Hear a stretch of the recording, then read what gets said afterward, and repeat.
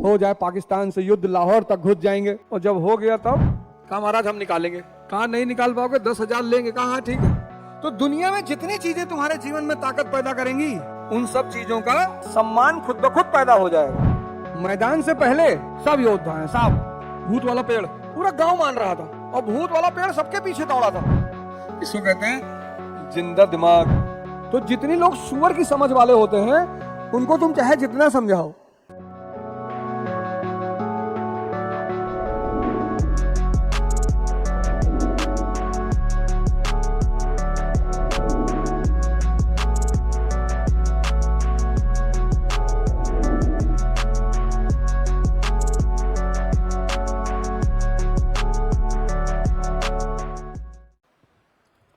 एक पहलवान जी बस में जा रहे थे, पूरा नींबू निचोड़ दिए काट के, फिर बस को चैलेंज किए कि जो इसमें से 2 बूंद और निकाल देगा उसको 5,000 रुपया देंगे। बहुत दुबला पतला सा आदमी खड़ा हुआ। कहा महाराज हम निकालेंगे। कहा नहीं निकाल पाओगे, 10,000 लेंगे। कहा हाँ ठीक है। वो आया, 4-5 बूंद और निकाल दिया। पहलवान जी तो हाथ जोड़ लिए कि अरे भगवान आप कौन प्रभु? अरे बोले मैं जयपुर अजमेर जो बस चलती है उसमें चना बेचता हूं, और जो आदमी चना बेच रहा है वो डेली नींबू निचोड़ रहा है, तो उसकी आदत है। ये होती है आदत। तुम लोग गलत नहीं हो, तुमको सही रास्ते का अंदाजा नहीं है। जब भी तुम किसी से निर्णय लेते हो तो बहुत बिरला आदमी होता है जो अपने हित को छोड़कर तुमको निर्णय देगा। इसलिए निर्णय स्वतः लेना चाहिए। एक फेल करेगा ना, 2 फेल करेगा, पर तीसरे बार से अच्छा निर्णय लेने लगोगे। भाई दूध का सम्मान है, शराब का सम्मान नहीं है, क्योंकि दूध ताकत पैदा करता है। तो दुनिया में जितनी चीजें तुम्हारे जीवन में ताकत पैदा करेंगी, उसका सम्मान खुद ब खुद होगा। कभी सुनो कि पहलवान दारू पी के कुश्ती लड़े, कि साल भर 1-1 लीटर दारू पिए, शरीर बनाए। शराब का सम्मान बाजार में क्यों नहीं है? क्योंकि वो शरीर को नष्ट करती है। लेकिन दूध का बड़ा सम्मान है। शिवलिंग पे दूध चढ़ाया जा रहा है, और जब मेहमान घर में आए तो खाने के साथ खीर का बड़ा महत्व है, क्योंकि दूध ताकत पैदा करता है। तो दुनिया में जितनी चीजें तुम्हारे जीवन में ताकत पैदा करेंगी, उन सब चीजों का सम्मान खुद ब खुद पैदा हो जाएगा। हाँ, यही तो खेल है बेटा जीवन का। अभी मैं तुमसे कहूं कि यहां पर आकर भारत पे 10 शब्द बोलो, 10 लाइन बोलो, अभी तुम प्रेशर में आ जाओगे। ऐसा थोड़ी कि 10 लाइन नहीं बोल पाओगे, लेकिन जैसे कहूं यहां पे आओ, तैसे तुम्हारा घुटना हल्के से कांपेगा कि अरे गुरुजी ये मत करवाइए। मैदान से पहले सब योद्धा हैं। मैदान में लड़ेगा कौन, ये व्यक्तित्व का हिस्सा है। मैदान से पहले सब योद्धा हैं। साहब, इमारत डालेंगे, फाट डालेंगे, हो जाए पाकिस्तान से युद्ध, लाहौर तक घुस जाएंगे। और जब हो गया तब कंट्री छोड़ भाग गए।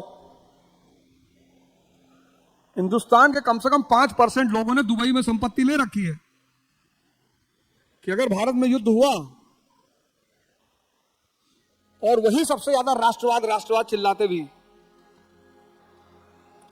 इसलिए पढ़ाई के साथ साथ, बड़ा अच्छा सवाल इस लड़के ने किया, जो दूसरी चीज जीवन में पैदा करनी है वो है व्यक्तित्व। सब तैयारी है, सब तलवार सब चला लेते हैं, पर मैदान में पहुंचे तो घुटना ही कांपने लगा, तलवार ही गिर गई।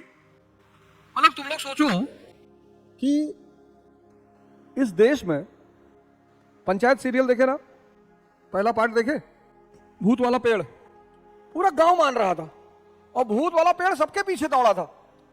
सचू क्या करता, पढ़ा लिखा आदमी है, कहता पता करेंगे किसके किसके पीछे भागा था। तो जो अंतिम आदमी के पीछे भागा था वो विज्ञान का टीचर था। किसका? साइंस का। तब सचिव कहता है कि अच्छा, बाइक स्टार्ट करता ना, कहता जा रहा हूं डीएम मैडम से कहूंगा कि फुलेरा गांव में जो विज्ञान के टीचर हैं ये भूत देखते हैं। देखो जिंदा दिमाग कितना काम करता है। क्या जा रहा हूं, उनसे कुछ नहीं कहता, कहता जा रहा हूं डीएम मैडम से कहूंगा। तो बेचारे रात में आते हैं। एक बात आपको बताना भूल गए थे, उस रात हम गांजा पी लिए थे।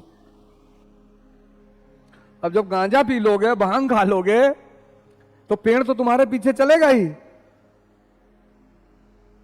सोचो पूरा गांव, किसी ने पूछने की कोशिश नहीं की कि पीछे देखे। अरे कोई कहता है हालत खराब, पीछे कौन देखेगा। देखो सचिव को, सचिव अपना तो फायदा करता ही है, उसका दिमाग जिंदा है, अपना फायदा करता है। सोलर लाइट अपने ऑफिस में लगवा लेता है, प्लस प्रधान का भी फायदा करता है। कहता है तुम 3 रात उस पेड़ के नीचे सो, तो जब अगला चुनाव आएगा तो तुम प्रचार करना कि गांव को भूत से मुक्ति किसने दिलाई, प्रधान जी ने। इसको कहते हैं जिंदा दिमाग, जिसके पास हर समस्या का समाधान है। नहीं तो सोलर लाइट जाके उसी पेड़ के पास लग जाती। और मंजू देवी को जब पता चलता है कि गांजा पी के कहानी सुनाया था, तो वो बेलन लेके आती है। तो एक बहुत बड़ा समुराई हुआ जापान में, यमगाता। समुराई वहां का योद्धा है, ध्यानी योद्धा, सिर्फ योद्धा नहीं, ध्यानी योद्धा। उसका अगर तुम चेहरा देखोगे तो आधा चेहरा अर्जुन का है, आधा बुद्ध का है। तो यमगाता बहुत बड़ा समुराई हुआ। सुनना, तुम्हारे लिए सुना रहा हूं। तो 1 साल बाद जब वो पूरे जापान के समुराइयों को हरा के आया, तो जब घर पहुंचा तो पता चला कि उसकी पत्नी का संबंध उसके नौकर से हो गया। तो उसने अपने नौकर को बुलाया, एक तलवार दी, कहा ये लो, आज शाम को दोनों आदमी लड़ेंगे, और अगर तुम जीत गए तो ये सारी संपत्ति पत्नी सब तुमको दे देंगे।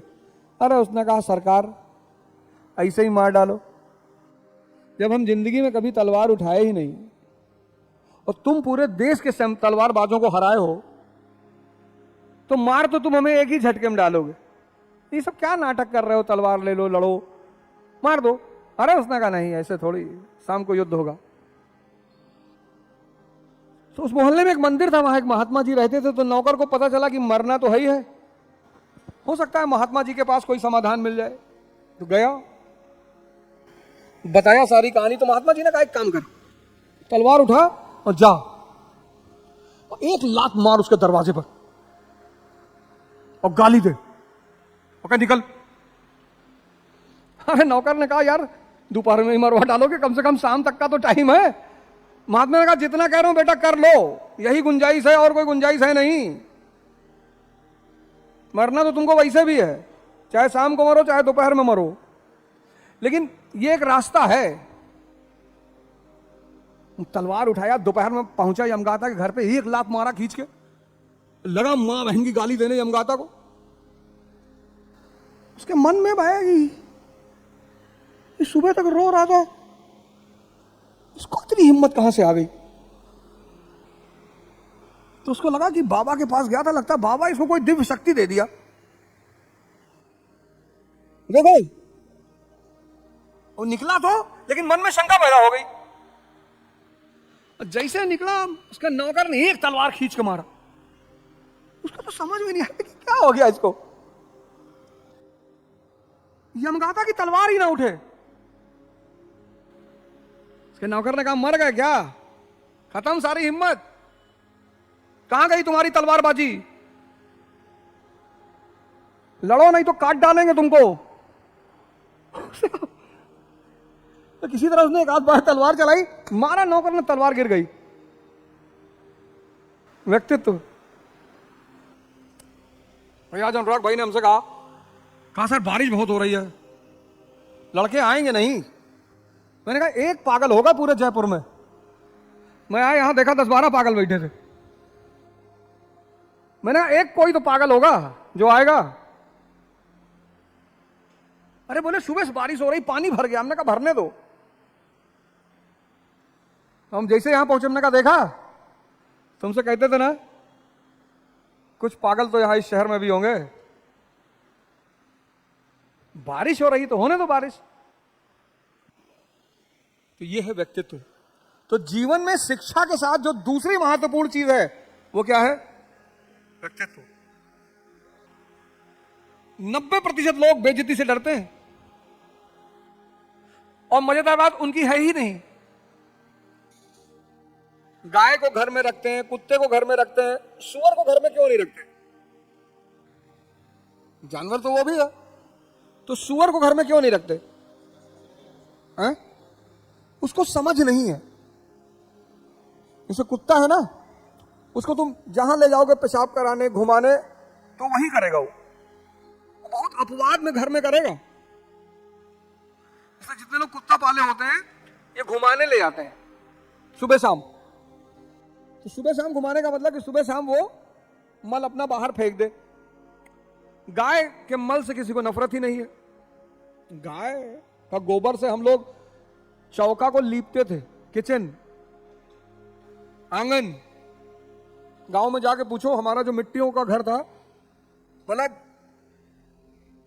तुम किसी गौशाला में जाओ, तुमको वहां बदबू नहीं आएगी, तुम भागोगे नहीं, तो तुमको वहां बड़ा अच्छा लगेगा, पॉजिटिव लगेगा। ऐसा है।